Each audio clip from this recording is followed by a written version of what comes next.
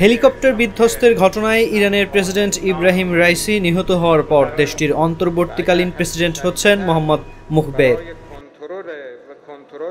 দেশটির সর্বোচ্চ ধর্মীয় নেতা আয়াতুল্লাহ আল খামেনি অন্তর্বর্তীকালীন প্রেসিডেন্ট হিসেবে মোহাম্মদ মুখবেরের নাম অনুমোদন করেছেন।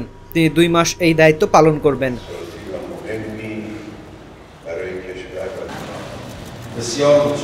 ইরানের সংবিধান অনুযায়ী আগামী 50 দিনের মধ্যে প্রেসিডেন্ট নির্বাচন করতে হবে। এর আগে সোমবার সকালে প্রেসিডেন্ট ইব্রাহিম রাইসি এবং পররাষ্ট্রমন্ত্রী হোসেইন আমির আবদুল্লাহিয়ান সহ অন্যান্য আরোহীরা হেলিকপ্টার বিধ্বস্তের ঘটনায় নিহত হন। রাষ্ট্রীয় প্রচার মাধ্যম প্রেস টিভি, আধা সরকারি বার্তা সংস্থা মেহের নিউজ, তাসনিম নিউজ সহ বিভিন্ন সংবাদ মাধ্যমের খবরে তাদের নিহত হওয়ার বিষয়টি নিশ্চিত করা হয়।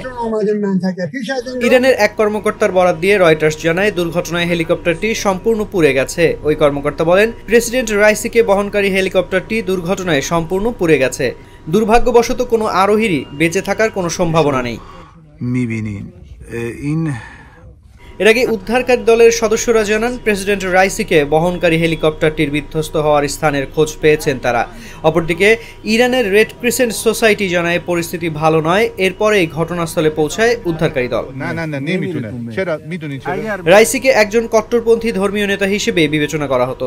এ কারণে তিনি সরকার বিরোধী ব্যাপক বিক্ষোভের মুখেও পড়েছেন। বিশ্বের শক্তিধর দেশগুলোর সঙ্গে পারমাণবিক আলোচনায় তিনি কঠোর চাপ সৃষ্টি করেছিলেন। 2019 সালে সর্বোচ্চ নেতা তাকে বিচার বিভাগের প্রধানের শক্তিশালী পদে নিযুক্ত করেন। বিশেষজ্ঞদের অ্যাসেম্বলির ডেপুটি চেয়ারম্যান হিসেবেও নির্বাচিত হন রাইসি।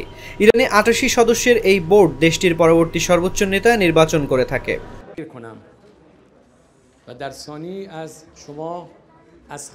রোববার আজারবাইজানের সীমান্তের কাছে 2টি বাঁধ উদ্বোধন করেন প্রেসিডেন্ট রাইসি। এরপর হেলিকপ্টারে ইরানের উত্তর পশ্চিমের তাবরিজ শহরের দিকে যাচ্ছিলেন তিনি।